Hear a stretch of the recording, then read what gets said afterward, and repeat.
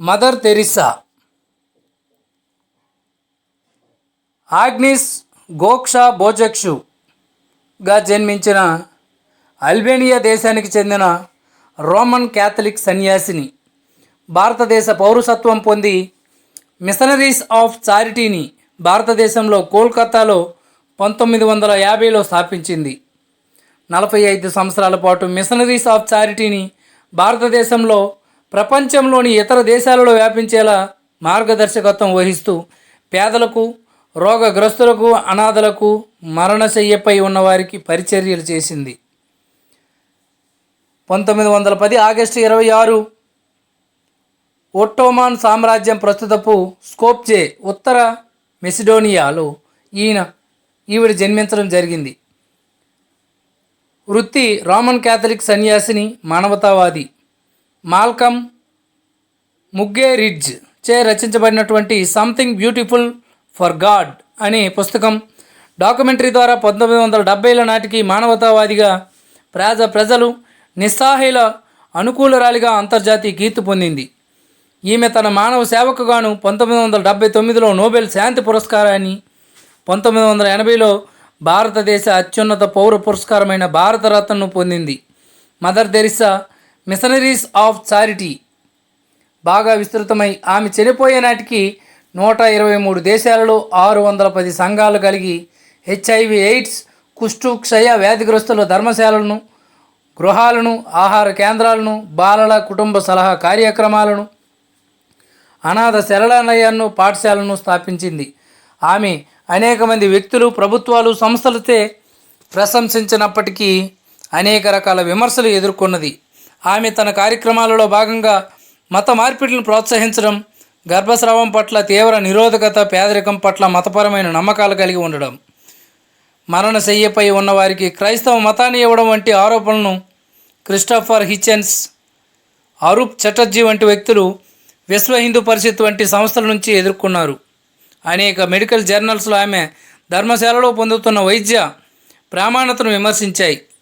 విరాళాల ధనాన్ని ఖర్చు పెట్టడంలో పారదర్శకత లేక వ్యాకులత వ్యక్తమైంది. ఇక ప్రారంభ జీవితం. ఆగ్నేస్ గోంక్మే అనే పదానికి అల్బేనియన్ భాషలో గులాబీ మొగ్గ అని అర్థం. 1910 ఆగస్టు 26 ఒట్టమన్ సామ్రాజ్యంలో జన్మించి ఆయన పుట్టిన మరణాడే ఆమెకు జ్ఞాన స్నానం చేయించారు. అందువలన ఆమె ఆగస్టు 26న జన్మించినప్పటికీ క్రైస్తవ మతం స్వీకరించిన ఆగస్టు 27న తన నిజమైన జన్మదినంగా భావించేవారు. ఆమె అల్బేనియాలోని స్కోదర్ చెందిన నికోలే డ్రానా దంపతుల ఆఖరి సంతానం. ఈమె తండ్రి అల్బేనియా రాజకీయాలలో పాల్గొనేవాడు. 1919లో ఆగ్నేస్కు 8 సంవత్సరాల వయసున్నప్పుడు స్కేప్జేని అల్బేనియా నుండి తొలగించే నిర్ణయం తీసుకున్న ఒక రాజకీయ సమావేశం తర్వాత ఆమె తండ్రి జబ్బుపడి మరణించాడు. ఆమె జీవిత చరిత్రలో రచయిత తండ్రి చనిపోయే నాటికి ఆమె వయసు 10 సంవత్సరాలని వ్రాయగా, ఆమె సోదరుడు ఇంటర్వ్యూ ద్వారా, వాటికన్ పత్రాల ద్వారా ఆమె వయసు 8 సంవత్సరాలు అయ్యే అవకాశం కూడా ఉండొచ్చని తెలుస్తూ ఉంది. ఆమె తండ్రి మరణం తర్వాత ఆమెను రోమన్ క్యాథలిక్గా పెంచారు. జీవిత చరిత్ర ప్రకారం ఆమె తన బాల్యంలోనే మత ప్రచారకుల జీవిత కథల పట్ల, వారి సేవల పట్ల ఆకర్షించబడ్డాయి. 12 సంవత్సరాల వయసు వచ్చేసరికి తన జీవితాన్ని మతానికి అంకితం చేయాలని నిశ్చయించుకున్నారు. 18 సంవత్సరాల వయసులో ఇల్లు వదిలి సిస్టర్స్ ఆఫ్ లొరేటో అనే ప్రచారకుల సంఘంలో చేరింది. తరువాత కాలంలో తన తల్లిని కానీ సోదరుని కానీ కలవలేదు. ప్రారంభంలో ఆమె సిస్టర్స్ ఆఫ్ లొరేటో భారతదేశంలో విద్యార్థులకు బోధించే ఇంగ్లీష్ను నేర్చుకోవడానికి ఐర్లాండ్లోని ర్యాట్ ఫారెన్హమ్లో లొరేటే అల్బీకి వెళ్ళింది. 1929లో ఆమె తన కొత్త శిష్యరికం ప్రారంభించడానికి భారతదేశంలో హిమాలయ పర్వతాల వద్ద డార్జిలింగ్కి వచ్చింది. 1931 మే 24 ఆమె సన్యాసిగా తన మొదటి మత ప్రతిజ్ఞ చేసింది. పాఠశాలలో ఉపాధ్యాయురాలుగా ఆనందించినప్పటికీ కలకత్తా చుట్టుపక్కల పేదరికం ఆమెను కదిలించి వేసింది.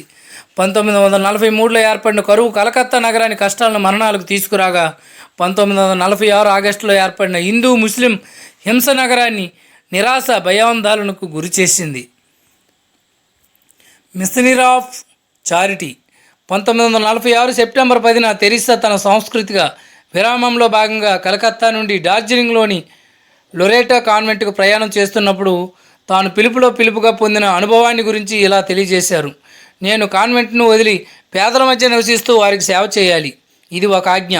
దీన్ని పాటించకపోతే విశ్వాసాన్ని కోల్పోయినట్లే. 1948లో ఆమె తన సాంప్రదాయ లొరేటో అలవాటు వదిలి నిరాడంబరమైన నీలపు అంచుగల తెల్లటి నూలు చీరను ధరించి భారత పౌరసత్వం స్వీకరించి మురికివాడలలో ప్రవేశించారు. ఆమె మొదట మొతిజిల్లో పాఠశాలను స్థాపించారు. అటు వెంటనే అన్నార్తుల అవసరాలను తీర్చసాగారు. తొందరలోనే ఆమె కార్యక్రమాలు అధికారుల దృష్టి ఆకర్షించడంతో పాటు ప్రధానమంత్రి ప్రదర్శనలు అందుకున్నారు. తెరిసా తన డైరీలో తన తొలిసి సంవత్సరం కష్టాలతో నిండి ఉన్నట్లుగా రాసుకున్నారు.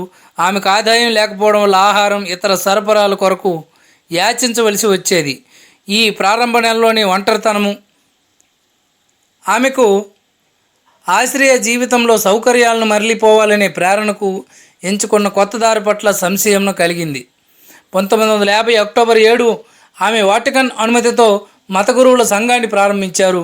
అదే తర్వాత మిషనరీస్ ఆఫ్ చారిటీగా రూపొందింది. ఆమె మాటల్లో ఆకలిగొన్న వారులు, దిగంబరులు, నిరాశ్రయులు, కుంటివారు, కుష్టు వ్యాధిగ్రస్తులు అందరూ త్వజించారని భావించేవారులు, ప్రేమించబడిన వారులు, సమాజంచే నిరాకరించబడిన వారులు, అందరిచే విసర్జించబడిన వారులు జాగ్రత్త చూడడమే ఈ సంఘం యొక్క ముఖ్య కర్తవ్యం. ఇది కలకత్తాలో స్వల్ప స్థాయిలో 13 మంది సభ్యులతో మొదలైంది. నేడు 4000కు పైగా సన్యాసులు కలిగి అనాథ శరణాలయాలు, ఎయిడ్స్ ధర్మశాలలు ప్రపంచవ్యాప్తంగా నిర్వహిస్తూ అంధులకు, వికలాంగులకు, వృద్ధులకు, మద్యపాన వ్యసనగ్రస్తులకు, పేదవారికి, నిరాశ్రయులకు, వరద బాధితులకు, అంటు వ్యాధులు, కరువు బాధితులు సహాయం చేస్తూ వచ్చింది. ఈ సంస్థ త్వరలో అనేక మంది కొత్త వ్యక్తులు విరాళాలు ఆకర్షించి 1960 నాటికి భారతదేశ వ్యాప్తంగా అనేక ధర్మశాలలు, అనేకమైనటువంటి కొత్త ఆశ్రయాలు నెలకొల్పించబడ్డాయి. ఇక 1983లో పోప్ జాన్ పాల్ సందర్శనార్థం మదర్ తెరిసా రోమ్ వెళ్ళినప్పుడు గుండెపోటుకు గురయ్యారు. 1989లో రెండవసారి గుండెపోటుకు గురైపోయినప్పుడు ఆమెకు కృత్రిమ పేస్ మేకర్ను అమర్చారు. 1991లో మెక్సికోలో న్యూమోనియాతో పోరాడుతున్నప్పుడు ఆమె మరిన్ని హృదయ సమస్యలు ఎదుర్కొన్నారు. మిషనరీస్ ఆఫ్ చారిటీ అధినేత పదవికి ఆమె తన రాజీనామాను సమర్పించారు. కానీ ఈ సంస్థలోని సన్యాసులు రహస్య ఎన్నిక ద్వారా ఆమె కొనసాగాలని కోరారు. సంస్థ అధిపతిగా కొనసాగడానికి మదర్ తెరిసా అంగీకరించారు. 1996 ఏప్రిల్లో మదర్ తెరిసా కింద పడడం వల్ల ఆమె మెడ ఎముక విరిగింది. ఆగస్టులో ఆమె మలేరియాతో బాధపడడంతో పాటు గుండె ఎడమ భాగంలో జఠరిక పనిచేయడం మానివేసింది. ఆమెకు గుండె శస్త్రచికిత్స జరిగింది. కానీ ఆమె ఆరోగ్యం క్షీణిస్తున్న విషయం వెల్లడైంది. తాను అనారోగ్యం పాలైనప్పుడు తన వైద్యశాలలో ఏదో ఒక దానిలో చికిత్స చేయడం, కాలిఫోర్నియాలో అన్ని అంగులతో కూడిన వైద్యశాలను ఎంచుకోవడం వివాదాలకు దారితీసింది. మార్చి 13, 1997లో ఆమె మిషనరీ ఆఫ్ చారిటీ అధినేత పదవి నుంచి వైదొలిగి 1997 సెప్టెంబర్ 5న మరణించడం జరిగింది. ఆమె చనిపోయే నాటికి Mother Teresa machineries of charity 4000కు పైగా సన్యాసులు, 300 అనుబంధ సోదర సభ్యులు, 1,00,000కు పైగా సాధారణ కార్యకర్తలు కలిగి 123 దేశాలలో 610 శాఖలను కలిగి ఉంది.